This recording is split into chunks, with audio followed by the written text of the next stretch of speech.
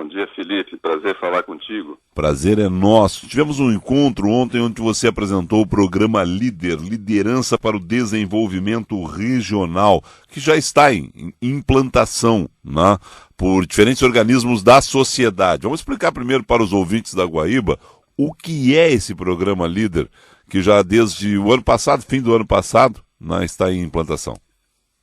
Bom, na verdade, Felipe, o que o SEBRAE, isso aí é uma iniciativa do SEBRAE Nacional, ao longo dos quase 50 anos de existência do SEBRAE brasileiro, a gente tem feito muito pela pequena empresa no Brasil, né? Tem atuado muito em empresas individualmente, com grupos de empresa, enfim, mas a gente chegou a uma conclusão de que tem um ponto importante no meio dessa equação, né?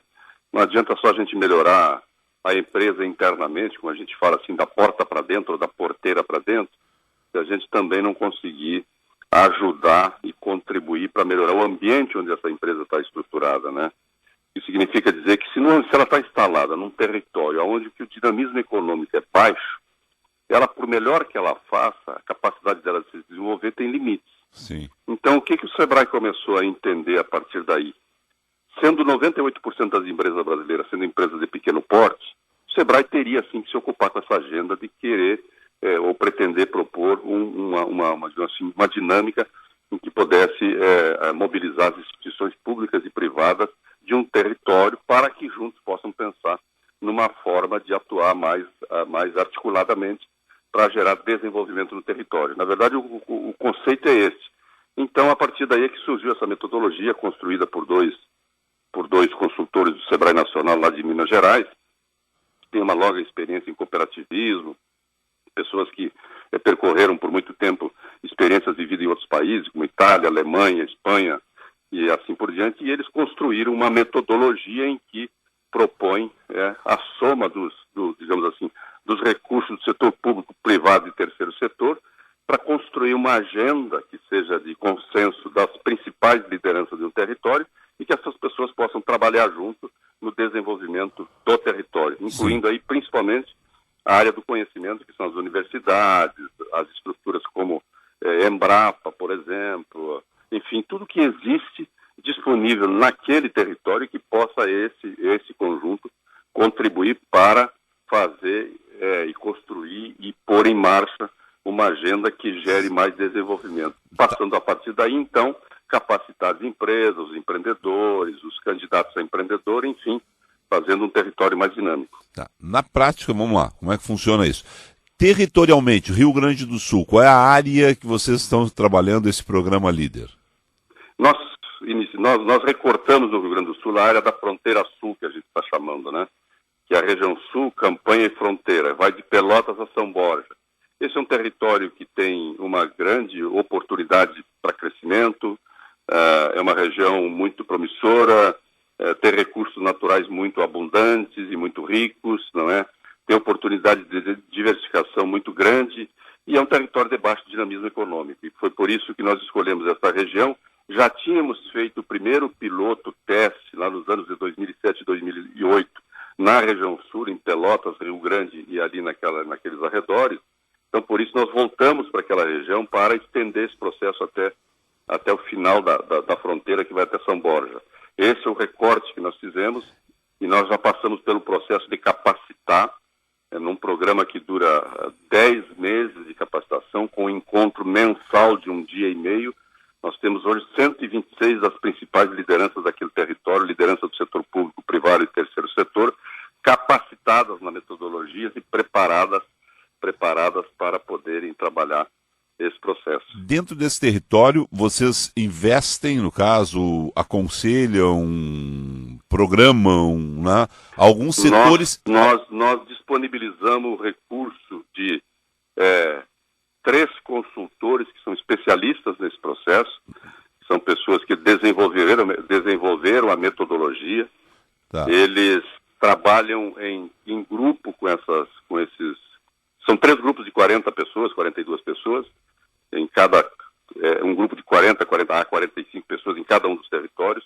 Esses trabalhos são individualmente, depois, no final desse processo, nós reunimos todos eles para um seminário de apresentação situação de uns apresentarem aos outros aquilo que pensaram como eixos a serem priorizados para o desenvolvimento, e o que a gente faz é prepará-los para lidarem com as equações que geram desenvolvimento. Por exemplo, uma primeira coisa que a gente precisa estabelecer para gerar um processo continuado de desenvolvimento é a gente estruturar uma governança, ou seja, um grupo de líderes que se ocupe desta agenda e cuide desta agenda e mobilize todas as instituições existentes e disponíveis, né?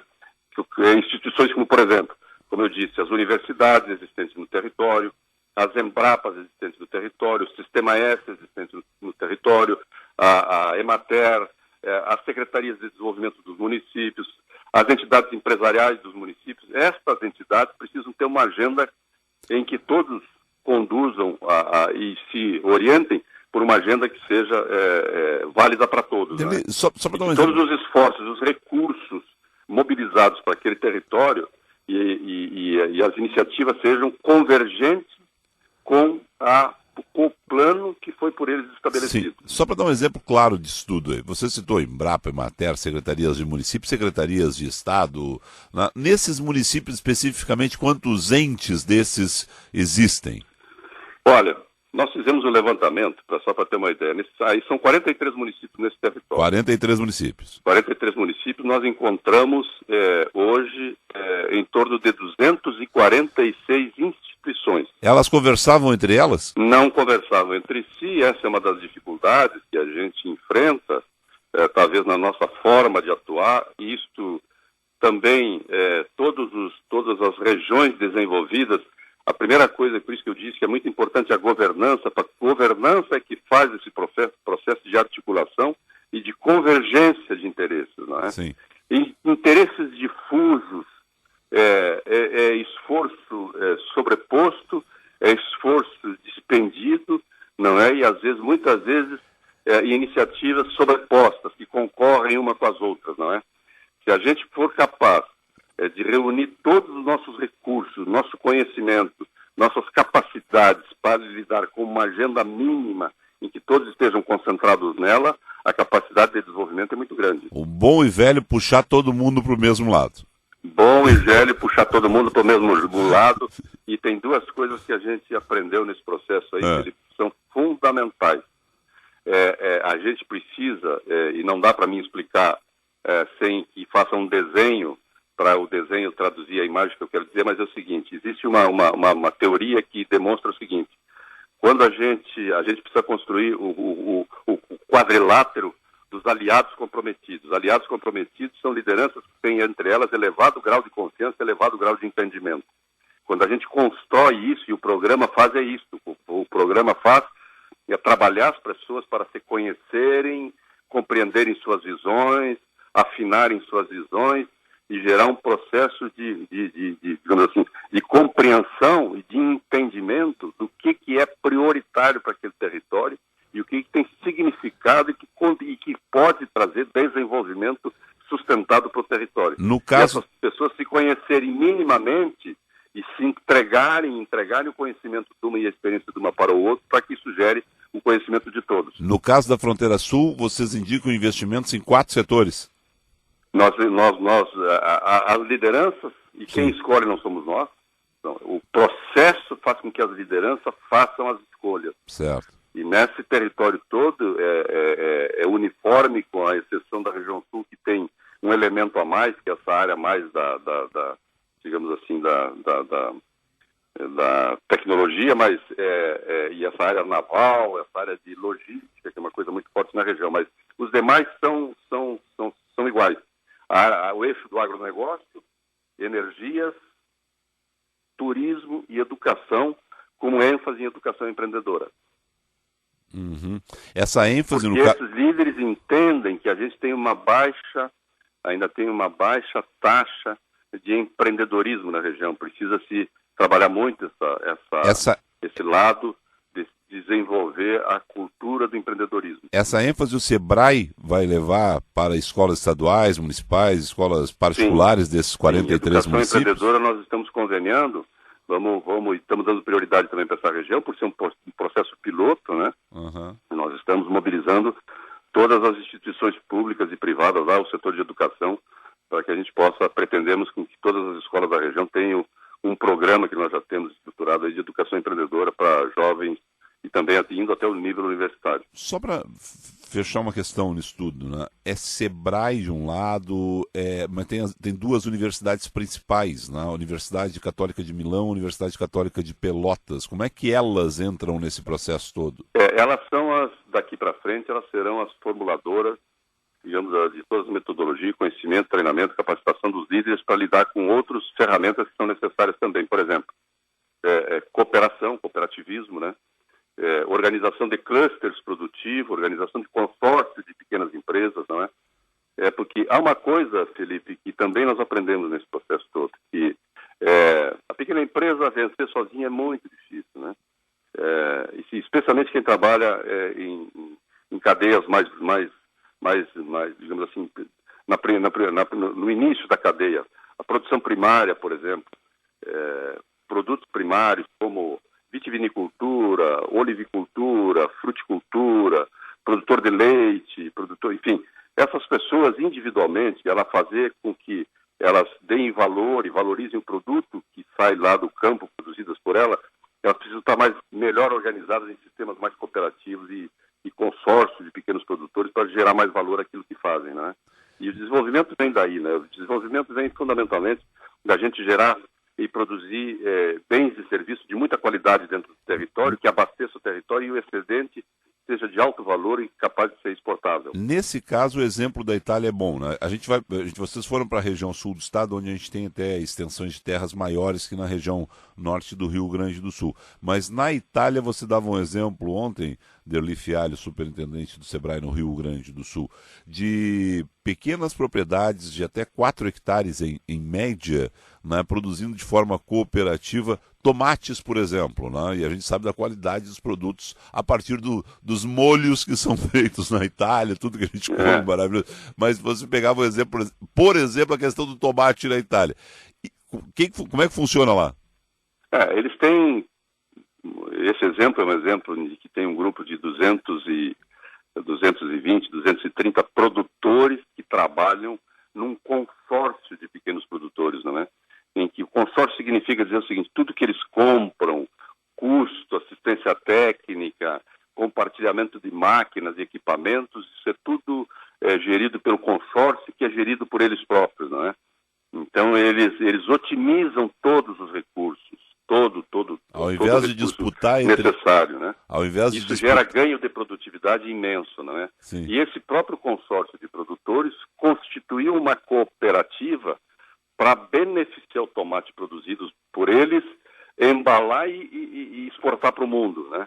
Ao todo, eles têm uma área de 7.500 hectares, nesse caso que nós conhecemos, uma área total de 7.500 hectares de tomate, e produzem o tomate com a marca Pomi, e que é exportado para vários países do mundo. Isso é um exemplo dado de pequenos produtores em que o tamanho médio das propriedades não passa de 24, 25 hectares. Uhum. E a área plantada de 4, né? Isso, né? 4.500 hectares. Não, era somatório, então. Eu fiquei com o número 4. Somatório de todos. Não, eu fiquei com o número 4 na cabeça e me dava a impressão que era a área de cada um, nesse caso. Bom, só para fechar, esse projeto está em andamento no Rio Grande do Sul.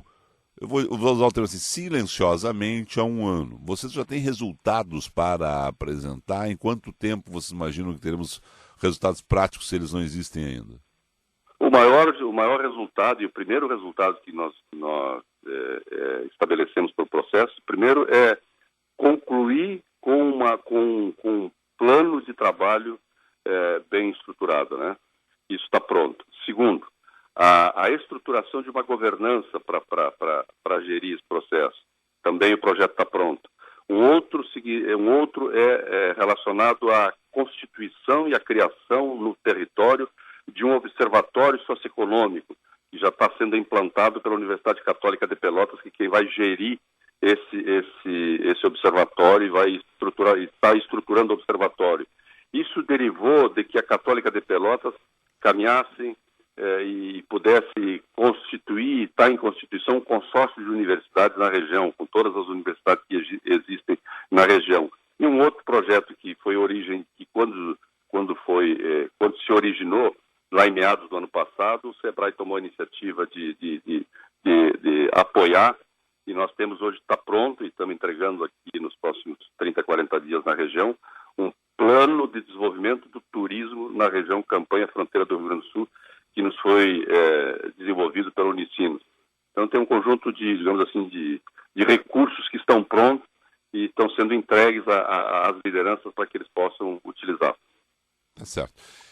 Derli, o SEBRAE, eu vou utilizar o termo, é um indutor desse ele é um articulador. Um articulador, eu acho melhor. Articulador. O grande papel nosso é de, digamos assim, de mobilizar as instituições e articular e propor soluções para os territórios, né? Mas aquilo que a gente sempre fala, o território, o SEBRAE não faz. O SEBRAE não impõe uma agenda. O SEBRAE propõe propõe uma solução. Se isso for entendido pelas lideranças, assimilado por elas e comprado por elas, o SEBRAE dá continuidade apoiando com recurso financeiro, com tecnologia, com assessoria. Esse é o nosso papel. Não, eu gosto mais então do termo articulador, só para fechar essa questão de quem está na cabeça de comando, quer dizer, são as pessoas, são as entidades da região, os governos municipais, o governo dos estados, porque, claro, isso vai ser levado para outras regiões do Rio Grande do Sul, mas para outros estados brasileiros também, o governo federal, eles podem se mobilizar, ajudar de diferentes maneiras. Agora, se a comunidade não se ajudar, o projeto não decola. E você ontem, já dizia que a comunidade da fronteira... Porque tem uma coisa no desenvolvimento, Felipe, que é fundamental. O desenvolvimento, ele é apropriado e ele é gerido, ele é gestado pelos empreendedores, né? As instituições públicas, como governos, o SEBRAE, qualquer uma outra, elas são ferramentas, né? Mas se os homens e mulheres do território não põem a mão na ferramenta e usam essa ferramenta para gerar desenvolvimento, o desenvolvimento não acontece, né? O desenvolvimento não acontece por decreto, o desenvolvimento não acontece eu digo assim que desenvolvimento não se faz com discurso e exortação, se faz fazendo, não é? E quem faz são as pessoas que estão lá no território. É o dono da propriedade de leite que se dedica a produzir o melhor leite possível, com a maior produtividade possível, com o maior ganho possível, né? Gerar riqueza e prosperidade na região, quem gera são os empreendedores. Ou seja, há que haver uma mobilização das comunidades em torno desse projeto. Dá para chamar de piloto esse projeto da Fronteira Sul? É um projeto piloto, sim, nós vamos continuar nele até que ele gere um resultado, digamos assim, visível para que a gente possa levar a outros territórios. Já definiram qual a próxima área do Rio Grande do Sul? Não está definida. Isso é um processo que ele vai... Mas talvez, penso eu, que naturalmente seja um território ao lado do outro, né? Sim. Você vai colando como que um mosaico. Tu vai saindo de um território, passa outro território do lado para o do lado, e assim por diante. Derli Fialho, obrigado ao senhor aí, um excelente dia de trabalho, parabéns, vamos continuar acompanhando esse programa Líder, porque afinal de contas é realmente unir o melhor das especialidades de cada região, né, focar nesse trabalho e fazer crescer, nesse caso da Fronteira Sul, quatro vertentes, quatro eixos. Quatro eixos, né? Educação, turismo, educação empreendedora, turismo, agronegócio e energias renováveis. Tomara, ficamos na torcida que dê tudo certo aqui e que a gente consiga apresentar bons resultados já a partir de 2018, com certeza, né? Alguma coisa certamente, concretamente, terá em 2018 já. Derli, obrigado aí, um excelente dia de trabalho. Obrigado pela oportunidade, Felipe, um abraço grande.